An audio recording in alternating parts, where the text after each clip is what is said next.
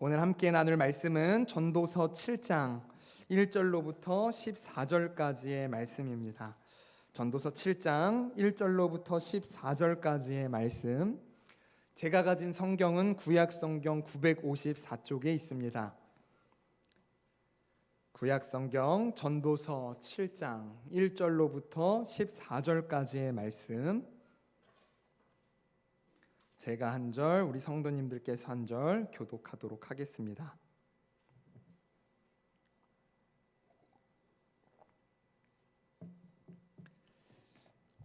네, 1절부터 14절까지입니다. 전도서 7장 1절부터 14절까지 말씀 다 찾으신 줄 알고 제가 먼저 봉독하도록 하겠습니다. 좋은 이름이 좋은 기름보다 낫고 죽는 날이 출생하는 날보다 나으며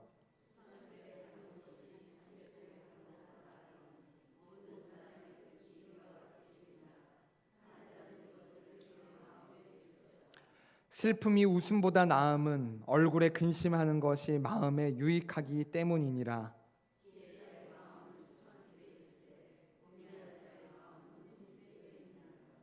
지혜로운 사람의 책망을 듣는 것이 우매한 자들의 노래를 듣는 것보다 나으니라.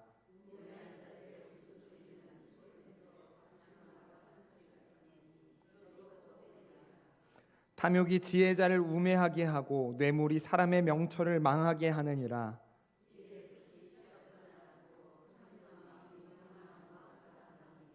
급한 마음으로 노를 바라지 말라. 노는 우매한 자들의 품에 머무름이니라.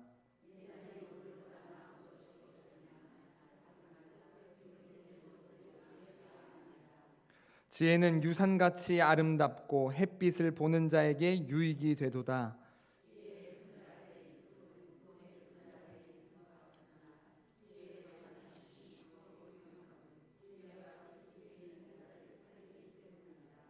하나님께서 행하시는 일을 보라. 하나님께서 굽게 하신 것을 누가 능히 곱게 하겠느냐. 형통한 날에는 기뻐하고 곤고한 날에는 되돌아 보아라.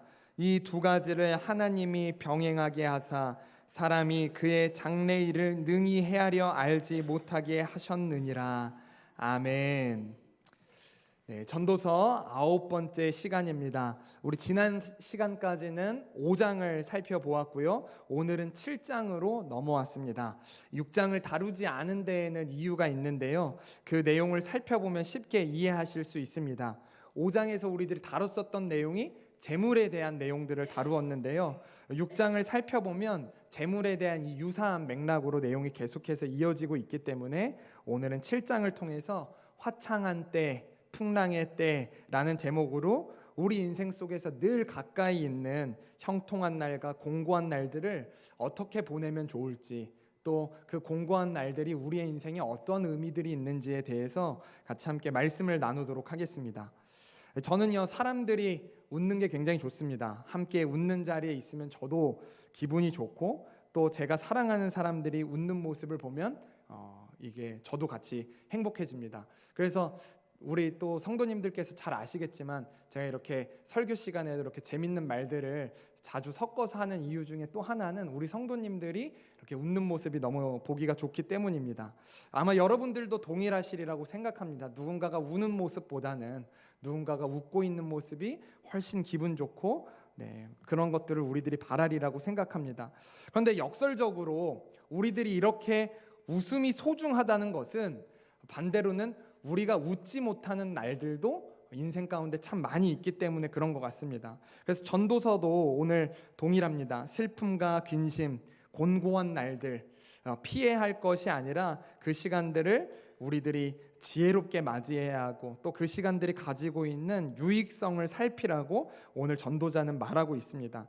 그래서 전도자가 오늘 우리의 인생에 닥치는 5가지 공고한 순간들, 일종의 풍랑의 때를 소개하고 있습니다. 그래서 저도 말씀을 묵상하면서 그래, 우리 인생에 참 이런 일들이 많이 있지, 이런 것들을 우리들이 참 피해갈 수가 없지 라는 생각을 많이 했는데요. 이런 것들입니다. 죽음과 관련된 때, 우리가 죽음을 앞두기도 하고, 또 때로는 누군가의 죽음을 마주해야 하기도 하고요. 또 말할 수 없이 슬플 때도 있고요. 또 누군가에게 책망을 들을 때에도 있고요. 또 감정이 폭발해서 분노에 휩싸일 때도 풍랑의 때와 같고요. 또 오늘보다 과거가 더 좋아 보이는 마음이 들 때, 이런 5가지의 상황들을 오늘 성경 말씀이 다루고 있습니다. 이런 것들은 사실 우리들이 통제하기가 굉장히 어렵고 우리들의 항상 삶 가운데서 마주하는 것들인데요. 이런 상황들을 마주하다 보면 스트레스도 받게 되고 또 깊은 우울감을 느끼게도 됩니다. 그래서 간절히 소망하기는 오늘 말씀을 통해서 이러한 상황들이 우리들 가운데 찾아올 때, 이러한 상황들을 우리들이 마주할 때 그 시간들을 유익하게 보내시고 또 누리실 수 있는 저와 여러분들이 되길 간절히 소망합니다. 네, 5가지인데 한 가지씩 차례대로 한번 다뤄보도록 하겠습니다. 우리 1절을 먼저 한번 살펴볼까요? 1절 같이 함께 읽어보도록 하겠습니다. 시작.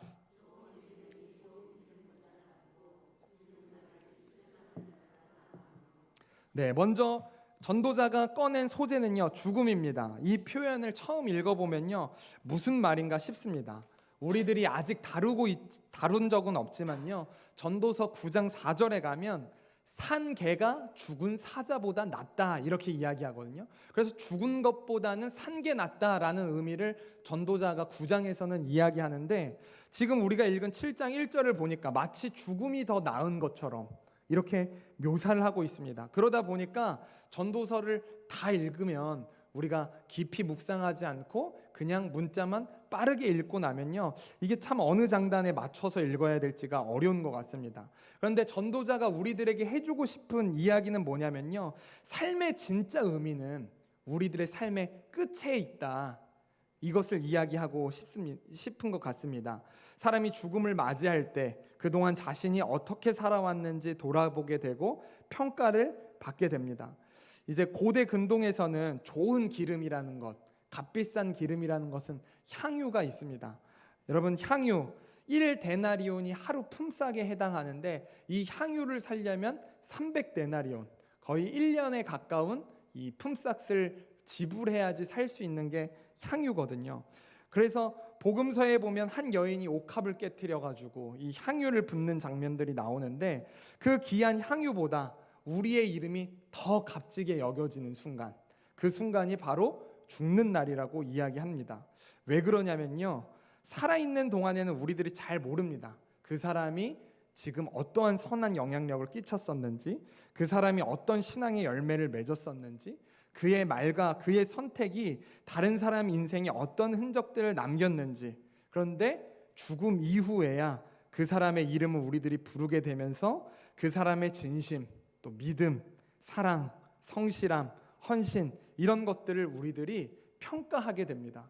그래서 태어날 때에는 아무런 평가를 받을 것이 없지만 우리들이 죽는 순간에는 평가받을 것이 있기 때문에, 또 좋게 이렇게 평가받고 누군가에게 기억되기 때문에 그것이 귀하다라고 이야기를 하고 있습니다. 물론 잘 산 사람들이 그렇겠죠. 그러다 보니까요, 이어서 2절에서는 초상집에 가는 것이 잔칫집에 가는 것보다 나으니 이렇게 이야기합니다.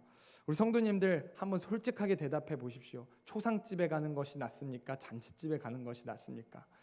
저는 잔칫집에 가는 것이 좋습니다. 그렇죠? 뭐 일단은 결혼식, 돌잔치, 칠순, 팔순 이런 데 가면요, 먹을 것도 다양하고 기분이 좋잖아요. 그렇죠? 근데 장례식에 가면 보통은 육개장 먹고 돌아와야 되잖아요. 그렇죠? 그래서 저는요, 먹는 것도 그렇지만 그 분위기가 초상집보다는 저는 잔칫집이 더 좋습니다. 그런데 전도자가 이 잔칫집보다 초상집이 좋다고 이야기하는 데에는 이런 이유가 있는 것 같습니다. 잔칫집에는 물론 웃음이 있죠. 웃음이 있고 즐길 것들이 있습니다. 그런데 잔칫집에 가서 사실 무언가를 우리들이 크게 배워오는 것은 없는 것 같습니다. 잔칫집에 가선 웃음은 있지만 초상집에는 지혜가 있더라라고 이야기를 하고 있습니다. 아마 우리 성도님들도 공감하실 텐데요, 우리들이 장례식에 가게 되면 우리들은 그런 생각들을 하게 됩니다. 그래, 죽음이라는 것이 과연 무엇일까? 나는 지금 어떻게 살아가고 있는 것일까? 나도 분명히 어느 순간에 죽음을 맞이해야 될 텐데 나는 저 죽음 앞에 부끄럽지 않을까? 나는 저 죽음 앞에서 좋은 평가를 받게 될까?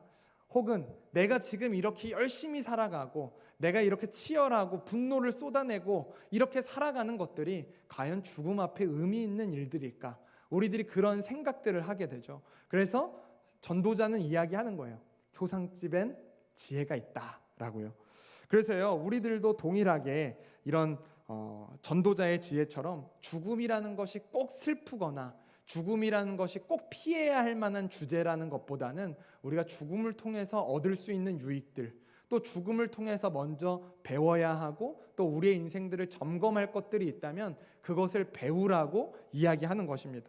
그리고 우리 성도들에겐 그게 끝이 아니죠. 성경은 한 걸음 더 나아가서 단지 좋은 사람으로 평가를 받기 위함뿐만이 아니라 죽음이라는 것은 예수 그리스도를 믿는 우리 성도들에게는 죽음에서 새로운 생명으로 시작되는 피할 수 없는 관문이기도 하고 새로운 출발점이기도 하다라는 것을 우리들이 기억하면서 죽음 앞에서도 그 곤고한 시간들, 풍랑의 시간들을 이겨내실 수 있는 저와 여러분들이 되길 간절히 소망합니다.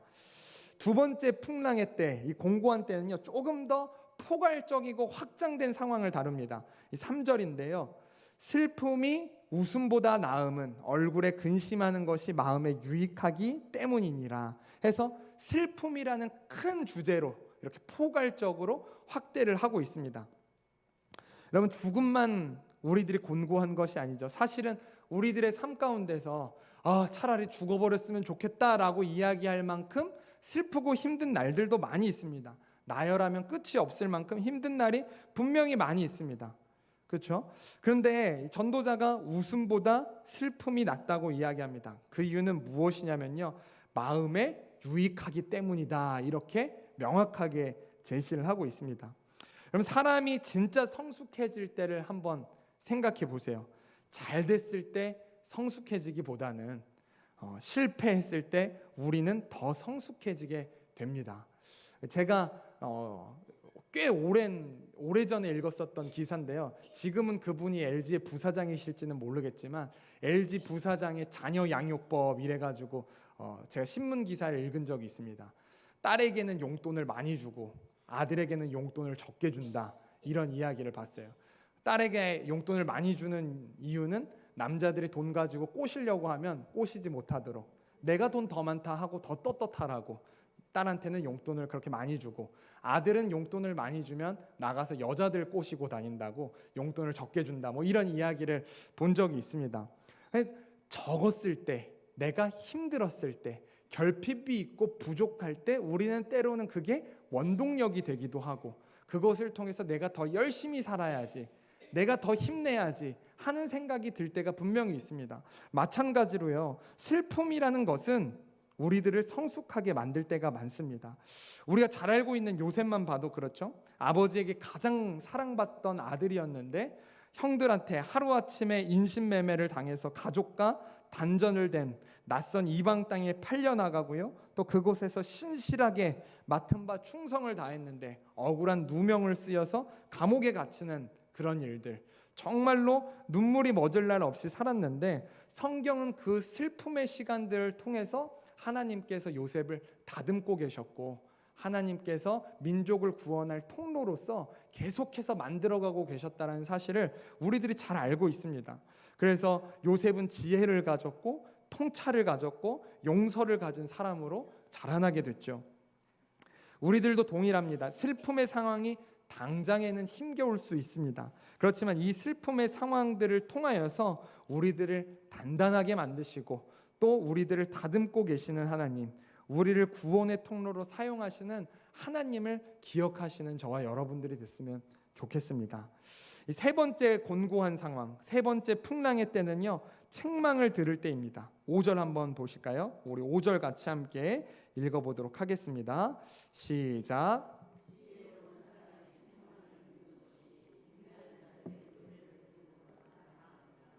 네, 성도 여러분, 저는요 고래입니다. 고래. 칭찬을 들으면 춤을 춥니다. 네, 사실 우리 모두가 그렇죠. 칭찬이 좋고 칭찬을 들으면 더 잘하고 싶은 마음들이 분명히 듭니다. 그런데요, 책망을 듣는 것은 반대로 언제나 불편하죠. 누군가야 나의 부족함을 지적할 때 방어하고 싶고 피하고 싶은 마음들이 우리들 안에는 늘 있습니다. 그런데 전도자가 말하는 의도는 아마 이런 게 아닐까 싶습니다. 너를 웃게 만드는 말보다 너를 깨어나게 하는 말이 낫다. 너를 성장케 하는 말이 훨씬 더 낫다. 이렇게 이야기하는 것 같습니다. 그래서 5절 뒷부분에 우매한 자들의 노래라고 나오는데, 노래라는 것은 칭찬이거든요. 야, 너 정말 잘한다. 너 이렇다. 이렇게 이야기하는 거. 여러분, 이것은 사실은 때로는 그것이 칭찬이 되어서 기분이 좋게도 만들 수 있지만 정말 우리들을 객관적으로 바라보지 못하게 하는 날들도 분명히 있거든요. 그렇죠? 그래서 저는요, 제가 이전에 설교를 할 때도 그런 이야기를 한 적이 있었는데요. 여러분, 우리들이 예의 있게 대응하려고 하다 보니까 항상 이런 이야기를 하죠. 날 살찐 것 같아 라고 하면, 아니야, 너 살 안 쪘어, 보기 딱 좋아 라고 이야기하지만, 사실은 정말 정직한 말은 살이 쪘을 땐 살 쪘어, 살 빼, 그러다가 너 병 걸려, 큰일 나 라고 이야기해 줄 수 있는 말이 때로는 듣기 싫지만 필요하거든요. 그렇죠? 그래서 우리들도 동일하게 언제나 듣기 좋은 말만 듣는 것이 아니라 때로는 책망도 듣고, 나를 뒤에서 험담하는 사람들도 경험하게 되더라도 그럴 때 마음을 너무 쓰지 않으시길 바랍니다. 여러분, 임금님도 욕 먹습니다. 성경에서 말하는 인간, 우리 크리스찬들이 믿는 인간론이 어떻습니까? 사람은 완전하지 않다. 사람은 죄인이다. 우리들은 이걸 믿고 시작한 사람이잖아요. 그걸 믿는 사람들이 누가 내 욕을 좀 하면 어떻습니까? 그러면요, 그때는 미안, 내가 좀 부족하다. 네 넓은 가슴으로 날 좀 포용해줘. 나 좀 안아줘. 이렇게 하면 됩니다. 그렇게 겸손하게 대응하고 객관적으로 내가 부족하고 잘못한 게 있으면 고치면 됩니다. 나보다 남을 낮게 여기는 것은 사실은 성경의 가르침이고, 그것은 그냥 겉면이 아니라 하나님께서 명하신 거거든요. 그래서 성도의 바른 태도라고도 할 수 있기 때문에 우리가 누군가의 말에 무너지지 마시고 그것을 성장과 성숙의 자양분으로 여기실 수 있는 저와 여러분들이 되길 간절히 축복합니다. 하나님께서는 때때로 부모를 통해서 권면하시기도 하고, 목회자의 설교를 통해서 권면하시기도 하고, 또 친구의 따끔한 말로 우리에게 책망을 주시기도 합니다.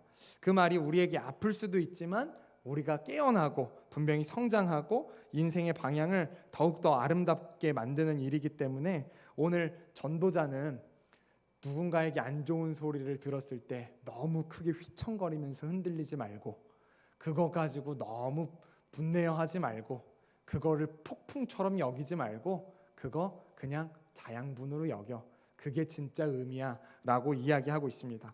자, 네 번째는요, 분노에 휩싸일 때입니다. 제가 다른 나라 사람들은 모르겠지만요, 우리 한국인들은 참 화가 많은 것 같아요. 일단은 저부터도 그렇습니다. 저도 화가 굉장히 많습니다. 그래서 저희 부모님이 항상 우리 아들 목회하는데 늘 걱정하는 거, 저거 욱하는 성격 좀 버려야 될 텐데, 이런 이야기들 항상 많이 하셨거든요. 여러분, 8절에서 9절을 보시면 분노와 관련된 문제들을 다루고 있습니다. 우리 8절에서 9절을 한번 보시면요, 일의 끝이 시작보다 낮고, 이렇게 하니까 이게 뭐 분노랑 무슨 상관이 있지? 라고 여기겠지만, 뒷부분부터 보시면 참는 마음이 교만한 마음보다 나으니 급한 마음으로 노를 바라지 말라. 노는 우매한 자들의 품에 머무름이니라. 이렇게 이야기합니다. 여러분, 참는 마음이라는 것은 호흡을 길게 갖는 거예요. 그래서 누군가가 화나게 하거나 분노를 일으키는 상황이 왔을 때 바로 욱 하는 게 아니라 조금이라도 호흡을 길게, 이게 우리식으로 표현하면, 한국식으로 표현하면 어때요? 참을인을 3번 그리는, 참을인을 3번 쓰는 시간, 이 시간을 가지라는 거예요. 급한 마음으로 노를 바라면, 노는 우매한 자들의 품에 머무름 같아서 일의 시작을 잘했는데 끝을 어지럽힐 수 있거든요. 그렇죠? 그렇기 때문에 급하게 욱하지 말라는 거예요.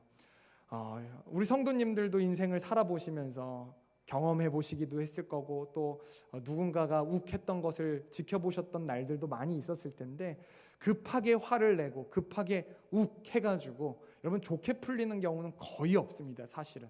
그렇죠? 성숙한 상황 대처가 이루어지는 경우가 거의 없습니다. 그래서 감정에 끌려가는 사람은 결국 인생도 끌려가기 때문에 우리들이 하나님의 종이 되어야지 감정의 종로를 타지 말아라 라고 이야기를 합니다. 그래서 분노할 만한 일임에도 불구하고 급하게 노를 내지 말아라. 그것을 풍랑의 때로 여기지 말고 그것 또한 잘 버티면 마지막 마무리를 잘 해내는 것이 지혜다라고 이야기를 하고 있습니다. 또 다섯 번째입니다. 다섯 번째는요, 오늘보다 과거가 더 낫다고 여겨질 때. 저는 이런 생각들이 이게 조금씩 이렇게 들어가는 세월이 뭔가 느껴지고 있습니다. 우리 성도님들 앞에서 죄송하지만 이렇게 살다 보니까 애도 낳고 하니까 애를 낳을 때 이 가장의 부담보다는 그냥 부모님의 그늘 밑에서 그냥 편안하게 뛰어놀았었던 때가 그립다. 네. 그래서 최근에는 그 고향의 봄이라는 곡 아세요? 나의 살던 고향은 그 곡 듣는데 왜 그렇게 눈물이 나는지 네, 갑자기 그런 날들이 있더라고요. 그래서 오늘보다 과거가 더 낫다고 여겨지는 거, 아마 저보다는 우리 성도님들께서 그러한 생각들이 더 많이 여겨질 때가 있지 않을까 싶습니다. 우리 10절을 보면요, 우리 10절 한번 읽어보도록 하겠습니다. 다 같이 읽겠습니다. 시작.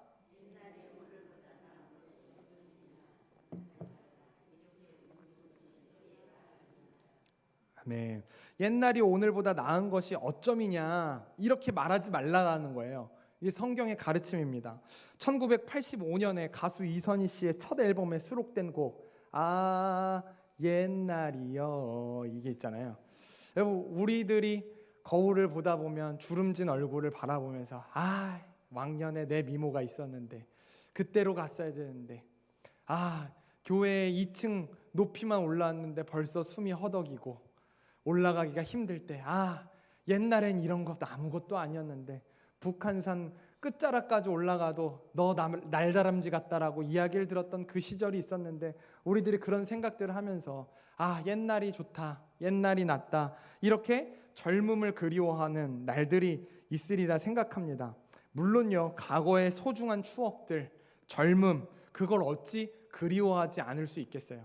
그리워할 수 있습니다. 그건 너무나도 당연한 겁니다. 다만 오늘 성경이 이야기하는 것은 무엇이냐면요, 과거에 붙잡혀 있는 것 아니라 과거만 사랑하는 것이 아니라 지금 늙고 곤고한 현재도 붙잡고 사랑하는 태도가 우리에게 필요하다라는 것입니다.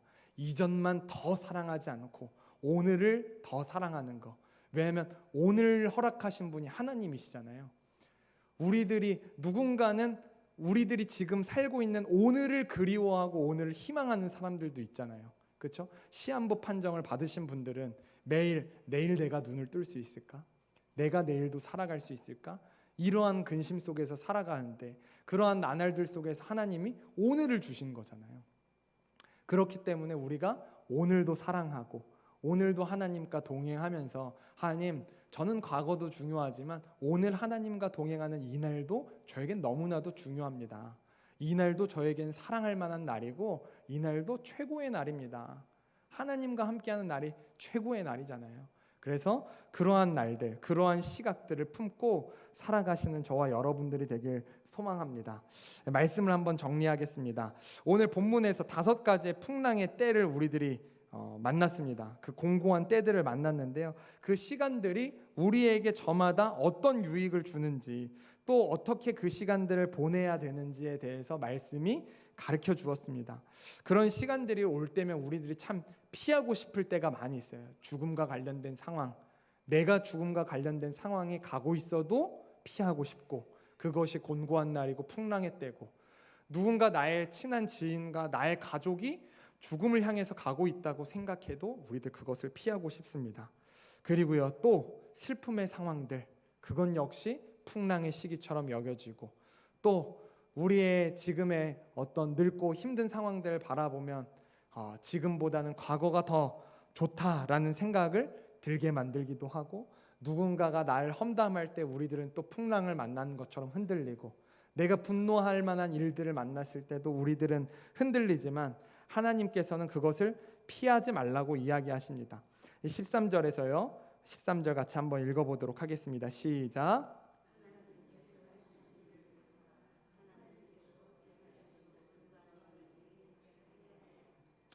우리들은요, 굽이굽이 굽은 것 같은 이 인생들을 곧게 펴고 싶어 하는데 하나님께서 굽게 하신 것을 누가 능히 곱게 하겠느냐, 곧게 하겠느냐, 이렇게 이야기하고 있습니다. 여러분, 우리들은 반듯하길 바라죠. 그런데요, 여러분, 소나무가 진짜 멋있을 때는 굽이굽이 가지가 자랄 때가 정말 멋있는 거 아니겠습니까? 하나님께서 우리들을 소나무로 만드셨는데 하나님 왜 우리들을 굽이굽이 만들고 계십니까? 왜 우리들을 곱게 만드시지 않고 우리들을 굽이굽이 가는 인생처럼 만드십니까? 라고 이야기하실 것이 아니라, 그렇게 하나님 앞에 대항하는 것이 아니라 우리들은 하나님 앞에 한 그루의 소나무로 멋지게 자라나시는 저와 여러분들이 되게 간절히 소망합니다.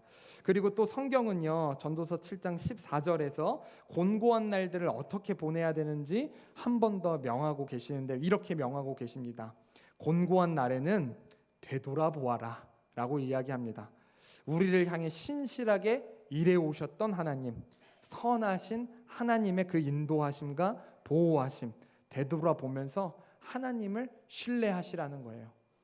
우리 성도님들이 살아오시면서 힘드신 날들도 분명히 많았을 터인데, 뒤돌아보니까 하나님의 인도하심과 하나님의 은혜 없이는 이렇게 올 수 없었다 하는 날들도 얼마나 많이 있습니까? 그래서 우리를 지금까지 인도하신 에베네셀의 하나님, 지금 비록 우리가 풍랑의 때에 있을지라도, 하나님 우리가 곤고한 때를 살아가고 있을지라도, 혹은 지금은 안녕하지만 우리가 분명 앞으로 그러한 풍랑의 때를 맞이하기도 하고 그 곤고한 때를 맞이하기도 해야 되는데, 하나님 그때마다 우리가 지금까지 나를 인도하신 하나님을 되돌아보아서 기억할 수 있는 저와 여러분들이 되게 간절히 소망합니다. 그래서 우리가 아팠었던 날들, 우리가 괴로웠었던 날들, 우리가 가난에 힘들었던 날들, 먹을 것이 없어서 힘들었던 날들, 그러한 나날들이 많이 있지만 그럼에도 불구하고 하나님께서 우리들에게 먹을 것을 주시고 잠자리를 주시고 풍요롭게 하셨잖아요. 그 시간들을 기억하셨으면 좋겠습니다. 그리고요, 오늘 말씀 제목이 화창한 때, 풍랑의 때인데요, 우리가 지금 계속 풍랑의 때만 다뤘어요. 화창한 때는 다루질 않았습니다. 화창한 때에 대해서도 성경이 14절에서 이야기하고 있는데요, 형통한 날에는 기뻐하고, 형통한 날에는 기뻐하고. 성도님들, 형통한 날에 기뻐하는 게 쉬운 것 같지만 생각보다 쉽지 않다는 것도 아실 거예요. 이만큼이었으면 좋겠다라고 이야기하지만 그 형통한 때에도 우리들은 계속 근심해 있잖아요. 그래서 어떻습니까? 우리들 그 스테이크를 먹으러 가서도 스테이크 먹으면서도 김치 먹고 싶다라고 이야기하고 김치찌개 먹고 싶다라고 이야기하잖아요. 그러니까 좋은 거 있으면서도 우리들은 자꾸 결핍에 집중하고 부족한 것에 집중하는 게 우리들이거든요. 그래서요, 여러분, 지금 하나님께서 기뻐할 만한 것을 주셨어요. 여러분들의 자녀를 주셨고, 여러분들의 배우자를 주셨고, 또 여러분들의 손주를 주셨고, 지금 여러분들이 머무를 수 있는 집을 주셨고, 우리들이 같이 화목하게 예배드릴 수 있는 예배당을 주셨고, 또 같이 함께 식탁에 교제를 나눌 수 있는 시간들을 허락하여 주셨고, 또 옆에 같이 손 한번 꼭 잡아줄 수 있는 그런 동역자들을 우리들에게 붙여주셨습니다. 우리들을 고독 속에 내버려 두지 않으셨고, 우리들이 예배할 곳이 없거나 잠 못 이룰 곳이 없거나 우리들이 굶주려 있는 것이 아니라 우리들에게 지금 허락하신 거, 여러분, 그것을 감사함으로 기쁨으로 누리실 수 있는 저와 여러분들이 되시길 간절히 축복하고 축원합니다. 우리 같이 함께 기도하도록 하겠습니다. 하나님, 머리로 이해하는 만큼 삶으로 풀어내는 것이 참 쉽지 않습니다. 우리들에게 베푸신 것들이 있는데, 우리들에게 형통한 날을 허락하셨는데, 그 날들을 기뻐하거나 그 날을 또 감사하고 누리기보다는 하나님 늘 결핍에 집중하고 부족한 것, 어려운 것, 곤고한 것들에 더 집중하는 날들이 많이 있었습니다.